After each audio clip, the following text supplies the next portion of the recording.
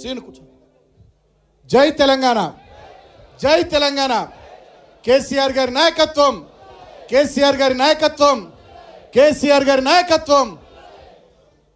గడిచిన 2 సంవత్సరాలుగా తెలంగాణ రాష్ట్రంలో కాంగ్రెస్ పార్టీ అధికారంలోకి వచ్చిన తర్వాత ఆనాడు ఎన్నికల్లో చాలా మాటలు చెప్పి అధికారంలోకి వచ్చిన తర్వాత 6 గ్యారంటీలు అమలు చేస్తామని చెప్పి 420 హామీలు అమలు చేస్తామని చెప్పి అదేవిధంగా రైతులకు 2 లక్షల రుణమాఫీ చేస్తామని చెప్పి రకరకాల డిక్లరేషన్ల పేరు చెప్పి అధికారంలోకి వచ్చిన ఈ 2 సంవత్సరాల్లో కాంగ్రెస్ పార్టీ ఒక్కటంటే ఒక్క పని చేయలేదు. ఇది 3వ సంవత్సరం ప్రారంభమైంది వీళ్ళ పరిపాలన. కాబట్టి వచ్చే రోజుల్లో కూడా వీళ్ళు ఏం చెయ్యరు అని చెప్పి నిర్ధారించుకొని వీళ్ళని నమ్మి మోసపోయినాం, వీళ్ళని నమ్మి ఆగమైనాం. ముఖ్యంగా చెన్నూరు అసెంబ్లీ నియోజకవర్గంలో మంత్రి గారు వివేక్ గారు ఎమ్మెల్యే గెలిచి వారు మంత్రి అయినరు. వారు చెప్పినటువంటి ఒక్క హామీ నిలబెట్టుకోలే, కాంగ్రెస్ పార్టీ చెప్పింది నిలబెట్టుకోలే, సొంతంగా వారు చెప్పింది నిలబెట్టుకోలే. వారు 45,000 ఉద్యోగాలు ఇస్తామన్నారు. 2 ఏళ్ళు దాటి 3వ సంవత్సరం ప్రారంభమైంది. వారింట్లో వాళ్ళ కొడుకు ఎంపీ ఉద్యోగం వచ్చింది, ఆయనకు మంత్రి ఉద్యోగం వచ్చింది, వాళ్ళ అన్నకు బెల్లంపల్లి ఎమ్మెల్యే ఉద్యోగం వచ్చింది, వాళ్ళ బంధువు గడ్డం ప్రసాద్ గారికి స్పీకర్ ఉద్యోగం వచ్చింది. కానీ చెన్నూరు నియోజకవర్గంలో ఒక్క పిల్లగానికి కూడా ఉద్యోగం రాలేదు ఈ 2 ఏళ్లలో. అదేవిధంగా అగ్రికల్చర్ మినీ యూనివర్సిటీ తెస్తా అన్నాడు చెన్నూరుకు, స్కిల్ డెవలప్మెంట్ సెంటర్లు పెడతా అన్నారు, పెద్ద పరిశ్రమ చెన్నూరులో పెడతా అన్నాడు. అమేధిలో రాహుల్ గాంధీ కోసం ఉత్తరప్రదేశ్లో ఒక పెద్ద పరిశ్రమ పెట్టి వాళ్ళను మెప్పించి ఒప్పించుకొని తాయిలాలు ఇచ్చి అక్కడ పరిశ్రమ పెట్టి ఆయన మంత్రి పదవి తెచ్చుకున్నాడు తప్ప చెన్నూరులో పరిశ్రమ పెట్టలే. అదే మనము పెద్దలు కేసీఆర్ గారి ఆశీర్వాదంతో అన్న కేటీఆర్ గారి సహకారంతో చెన్నూరు అసెంబ్లీ నియోజకవర్గంలో మందమరి దగ్గర 500 కోట్లతోని పామాయిల్ ఫ్యాక్టరీ తీసుకొచ్చినాం. దానికి అన్నగారు వచ్చి భూమి పూజ చేసిర్రు. ఈ మంత్రి గారు పట్టించుకోకపోవడం వల్ల ఆ పరిశ్రమ కూడా చెన్నూరు నుంచి వెళ్ళిపోయింది. అంటే వారు చెప్పినటువంటి ఒక్కటంటే ఒక్క హామీ నిలబెట్టుకోలే. ఆనాడు కాళేశ్వరం బ్యాక్ వాటర్తోనే ఏదో ఇబ్బంది అవుతుందని ముంపు గ్రామాల ప్రజల్ని 26 గ్రామాల్లో 3 మండలాల్లో జైపూర్లో, చెన్నూరులో, కోటపల్లిలో రెచ్చగొట్టిండు. 3,600 ఎకరాల భూములు ప్రభుత్వంతో కొనిపిస్తామన్నాడు, కరకట్టలు కట్టిస్తామన్నాడు.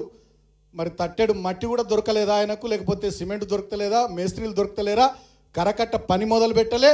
మరి ప్రభుత్వంలో లక్షల కోట్ల బడ్జెట్ ఉంది, 2 సంవత్సరాలు అయిపోయింది, 3వ సంవత్సరం 3 బడ్జెట్లు పెట్టిన తర్వాత కూడా చెన్నూరు నియోజకవర్గంలో 1 ఎకరం ముంపు భూమి కూడా ఇవాళ కొనిపియలే.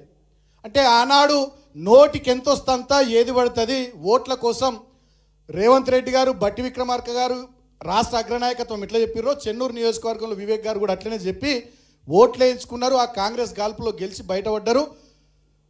ఒడ్డెక్కేదాకా ఓడమల్లన్న, ఒడ్డెక్కినాక బోడమల్లన్న అన్నట్టుగా వ్యవహారం చేసిరు తప్ప ఇవాళ నియోజకవర్గంలో ఏం చేయలే.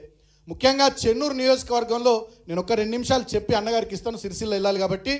ఆనాడు పెద్దలు కేసీఆర్ గారి ఆశీర్వాదంతో మనం చాలా పనులు చేసుకున్నాం. 1,00,000 ఎకరాలకు నీళ్ళు ఇచ్చే చెన్నూరు ఎత్తిపోతల పథకం, 365 చెరువుల్ని లింక్ చేస్తూ 3 లిఫ్టుల ద్వారా 1,00,000 ఎకరాలకు నీళ్ళు ఇచ్చే చెన్నూరు ఎత్తిపోతల పథకం 1,630 కోట్లతోని కేసీఆర్ గారు శంకుస్థాపన చేసిర్రు. ఇవాళ మనకెక్కడ పేరు వస్తుందని చెప్పి ఇవాళ ఆ ప్రాజెక్టును పక్కకు పెట్టారు, కేసీఆర్ గారికి మనకు పేరు రావద్దని. అదేవిధంగా ఆనాడు చెన్నూరును కేసీఆర్ గారు రెవెన్యూ డివిజన్గా జీవో ఇచ్చిర్రు. ప్రాసెస్ స్టార్ట్ అయింది, దాన్ని మళ్ళీ మనకెక్కడ పేరు వస్తుందని దాన్ని పక్కకు పెట్టారు. కేసీఆర్ గారు ఆనాడు 4,35,00,000తో చెన్నూరుకు బస్ డిపో ఇచ్చిర్రు. మారుమూల ఏరియా అటు ఛత్తీస్గఢ్ కానీ మహారాష్ట్ర కానీ చుట్టుపక్కల ప్రాంతాలకు బస్ సర్వీసులు ఉండాలి, ప్రజలకు రవాణా సౌకర్యం మంచిగా ఉండాలని బస్ డిపో ఇస్తే మనకు పేరు వస్తుందని చెప్పి దాన్ని పక్కకు పెట్టారు. కేసీఆర్ గారు దాదాపు 10 కోట్లతో 50 పడకల ఆసుపత్రి చెన్నూరు పట్టణానికి ఇచ్చారు, నియోజకవర్గ కేంద్రం అని. దాన్ని పూర్తి చేసుకున్నాం. 32 కోట్లతోని సార్ను మనం రిక్వెస్ట్ చేస్తే 100 పడకల ఆసుపత్రి ఇచ్చారు. మనం ఉన్నప్పుడు పనులు ప్రారంభమైన ఇవాళ మనకు పేరు వస్తుందని చెప్పి 100 పడకల ఆసుపత్రి పనులు కూడా ఈ మంత్రి గారు ఆపేసారు. 5 కోట్లతో కేసీఆర్ గారు స్కిల్ డెవలప్మెంట్ సెంటర్ ఇచ్చారు మనకు, దాన్ని ఆపేసారు. మహిళా భవన్ కట్టినాం, అది ఇంకా ఇనాగ్రేట్ చేయలే. కేసీఆర్ గారు 7.5 కోట్లతోని integrated veg and non veg market Chennur పట్టణానికి ఇచ్చారు. దాన్ని 95% పనులు మనం పూర్తి చేసినాం, 5% పూర్తి చేయాలి. అది కూడా ఆయన చేయకుండా మీద ఏదో మెరుగులు దిద్ది మొన్న వ్యాపారస్తులను పంపిస్తే వాళ్ళు ఒక్కరోజే అమ్ముకున్నారు. తెల్లారి నుంచి మళ్ళీ వెళ్ళిపోయి గాంధీ చౌక్లో అమ్ముకునేటటువంటి దుస్థితి వచ్చింది. అదేవిధంగా మందమరి పట్టణంలో క్యాతన్పల్లి మున్సిపాలిటీలో కూడా ఇటువంటి integrated veg and non veg మార్కెట్లు ఆపేసిండు ఆయన, పార్కులు ఆపేసిర్రు. అదేవిధంగా మహిళా భవనాలు, కేసీఆర్ గారు ఇచ్చిన మహిళా భవనాలు ఆపేసిర్రు, గ్రంథాలయాల పనులు ఆపేసిర్రు. కేటీఆర్ గారు పెద్దలు మనకు ఆనాడు 28 కోట్ల టీయూఎఫ్ఐడిసి నిధులు ఇచ్చిండు చెన్నూరు పట్టణానికి. ఆ జీవోను కూడా పక్కకు పెట్టిరు. తర్వాత కేసీఆర్ గారు 3 మున్సిపాలిటీలకు స్పెషల్ డెవలప్మెంట్ ఫండ్ నుంచి 25 కోట్ల చొప్పున మందమర్రి, కేతన్పల్లి, చెన్నూరు పట్టణాలకు నిధులు ఇచ్చిండ్రు. వాటిని పక్కకు పెట్టిర్రు. అంటే ఇవాళ ఒక్కటంటే ఒక్క పని జరుగుతలే. ఈ 2 సంవత్సరాల కాలంలో కుందారంలో మనం కట్టిన ఆసుపత్రికి పోయి ఆయన రిబ్బన్ కత్తిరించిండు. మందమరిలో, కేతన్పల్లిలో మనం కట్టినటువంటి రైల్వే ఓవర్ బ్రిడ్జ్లకు పోయి రిబ్బన్లు కత్తిరించిండు. మనం తెచ్చిన డిఎంఎఫ్టీ నిధులు, మనం తెచ్చిన వివిధ శాఖల పరిధిలోని నిధులను వర్క్స్ మాడిఫై చేసి ఇవాళ కొబ్బరికాయలు కొడతా ఉండు మున్సిపల్ ఎన్నికలు వచ్చినాయి అని తప్ప ఒక్కటంటే ఒకటి ఇలా ప్రభుత్వం వచ్చినాక సొంతంగా కాంగ్రెస్ ప్రభుత్వం ఆధ్వర్యంలో మంత్రి గారు కానీ ఈ ప్రభుత్వం కానీ ₹1 చెన్నూరు నియోజకవర్గానికి కానీ పట్టణానికి కానీ ఇచ్చింది లేదు. ఇట్లా చెప్పుకుంటూ పోతే చాలా ఉన్నాయి. అస్నాదును కేసీఆర్ గారు మండలం చేసిర్రు. అది మారుమూల ఏరియా, ఫోకస్డ్గా పని జరగాలి కాబట్టి 30 గ్రామాలు ఉన్న చెన్నూరు మండలం ఇంకో కొత్త మండలం రావాలి, దాంట్లోనే అస్నాద్ మండలం చేస్తే ఆ మండలాన్ని ఆపేసిర్రు మంత్రి గారు. కోటపల్లి మారుమూల మండలం, అది నక్సలైట్ ప్రభావిత మండలం, పక్కకే ఛత్తీస్గఢ్, మహారాష్ట్ర ఉంటాయి, ప్రాణహిత ఒడ్డున ఉంటుంది, 31 గ్రామాలు ఉన్నాయి. అక్కడ కూడా వెలుతురు రావాలి, అభివృద్ధి కావాలని చెప్పి పారిపల్లి మండలాన్ని కేసీఆర్ గారు ఇస్తే ఆ పనిని కూడా ఈ మంత్రి గారు ఆపేశారు. అంటే ఓట్లేసి నమ్మి మీకు అండగా నిలిచి ఆశీర్వాదం ఇచ్చిన చెన్నూరు ప్రజల నెత్తిమిది వల్ల ఈ మంత్రి గారు శటగోపం పెట్టిండు తప్ప ఒక్కటంటే ఒక్క పని చేస్తలేడు. ఇక ఇవన్నీ చూసిన తర్వాత రాజిరెడ్డి గారు కానీ, మైదం రవణ కానీ, కాంగ్రెస్ పార్టీలో ఆనాడు సీనియర్ నాయకులు ఉండి ఆనాడు కాంగ్రెస్ పార్టీ గెలుపు కోసం ఈ నియోజకవర్గంలో పనిచేసినటువంటి వాళ్ళంతా కూడా ఇక దీంట్లో ఉండి లాభం లేదు, 3వ సంవత్సరం స్టార్ట్ అయింది, తిప్పికొడితే ఇంకొక సంవత్సరం అయితే ఎవరికి ఎవడినాడు, ఇక అన్నం ఉడికిందా లేదంటే గంజులో చేయబెట్టి తిప్పాల్సిన అవసరం లేదు, 2 మెతుకులు చూస్తే అర్థమవుతుంది అన్నట్టుగా వీళ్ళ ప్రవర్తన, వీళ్ళ పద్ధతి అర్థమైంది. వీళ్ళు ఏం చెయ్యరు. మళ్ళీ చెన్నూరుకు కేసీఆర్ నాయకత్వమే రావాలి, ఈ గులాబీ జెండా ఎగరాలి చెన్నూరులో, మళ్ళీ రాష్ట్రమంతా కేసీఆర్ గారి గాలి, బీఆర్ఎస్ గాలి రావాలి, దానికి ఈశాన్య ప్రాంతమైనటువంటి చెన్నూరు నుంచే శ్రీకారం చుట్టాలని చెప్పి వాళ్ళ అధికార పార్టీలో వాళ్ళకి అన్ని అవకాశాలు ఉండగా కూడా 3 సంవత్సరాల కాలం ఉండగా కూడా వీళ్ళతోనేం కాదు, వీళ్ళు ప్రజలకు ఏమి చెయ్యరు, ఈ ప్రాంతానికి ఏం చేయరని చెప్పి ఆలోచనతో ఇవాళ కాంగ్రెస్ పార్టీకి రాజీనామా చేసి ఇవాళ మన పార్టీలోకి వచ్చినటువంటి మాజీ జడ్పీ వైస్ చైర్మన్ రాజిరెడ్డి అన్నకు, అదేవిధంగా మైదం రవణకు, సోదరుడు సతీష్కు, ఇంకా చాలామంది ఉన్నారు. అదేవిధంగా కేతన్పల్లి మున్సిపాలిటీ నుండి వచ్చిన సోదరుడు మా వంశీకి, తర్వాత రఘు గారికి, నగేష్ గారికి, తర్వాత ఇతర హరీష్ గారికి, ఇతర చాలామంది చేరుతూ ఉన్నారు. అందరికీ కూడా అన్నగారు ఉపన్యాసం తర్వాత కండువాలు కప్పిస్తాము. అందరికీ హృదయపూర్వకంగా స్వాగతం పలుకుతూ మీ అందరితో నేను కోరేది ఒకటే, మనమంతా ఒక కుటుంబం, ఇది గులాబీ కుటుంబం, కొత్త పాత అనే తేడా లేకుండా అందరం కలిసికట్టుగా పనిచేద్దాం.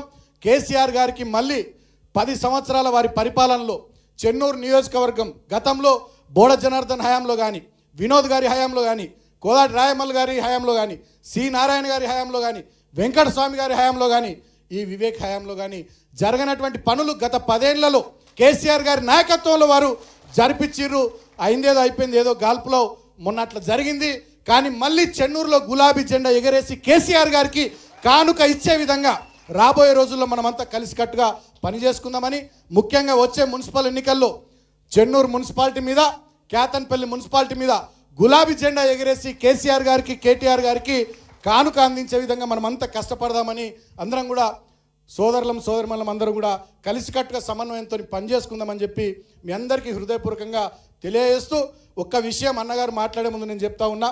ఇందాక అన్నగారు లోపల మాకు చెప్పిర్రు, అయితే ఈ మున్సిపల్ ఎన్నికలకు సంబంధించి పార్టీ తరపున అబ్జర్వర్స్ను పంపిస్తారట, హైకమాండ్ నుంచి కోఆర్డినేటర్స్ను పంపిస్తారట, అన్ని రకాల సర్వేలు చేసి వార్డుల వారీగా ఎవరు బాగుంటారు, ఎట్లా బాగుంటారు, అక్కడ ఉండేటటువంటి సోషల్ కంపోజిషన్ కానీ, మంచి చెడ్డ కానీ అన్నిటిని చూసుకొని పకడ్బందీగా టికెట్ల కేటాయింపు కానీ, ప్రచారం కానీ, పనితీరు కానీ ఉంటుంది.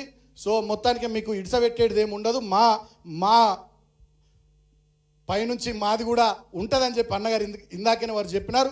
డెఫినెట్గా అధిష్టానం ఒక కన్ను మన మీద పెడితే వాళ్ళ ఆశీర్వాదం మనకుంటే ఇంకా మంచిదే. అబ్జర్వర్స్ ఎవరు వస్తారో, కోఆర్డినేటర్స్ ఎవరు వస్తారో వాళ్ళతో కూడా మనం సమన్వయం చేసుకుని 2 మున్సిపాలిటీల్లో పనిచేసుకోవాల్సినటువంటి బాధ్యత మనందరి మీద ఉంటుందనేటటువంటి విషయాన్ని మీ అందరికీ కూడా తెలియజేస్తూ, ఇప్పటికే మీరు బ్రహ్మాండంగా కన్నీరు పెడుతున్నటువంటి చెన్నూరు, కన్నీరు పెడుతున్నటువంటి కేతన్పల్లి అని చెప్పి మన హయాంలో జరిగిన పనులు, ఇప్పుడు ఏం జరగని తీరు, ఇప్పుడు ఏం చేయనటువంటి విధానాన్ని ప్రజలకు వివరిస్తూ ఇల్లు మీరు తిరుగుతూ ఉన్నారు. మీరు తిరుగుతూ ఉంటే మంత్రి గారు భయపడి ఎన్నడూ లేడు, వరుసగా 4 రోజులు నియోజకవర్గంలోనే ఉన్నాడు, అంతటా తిరుగుతూ ఉన్నాడు.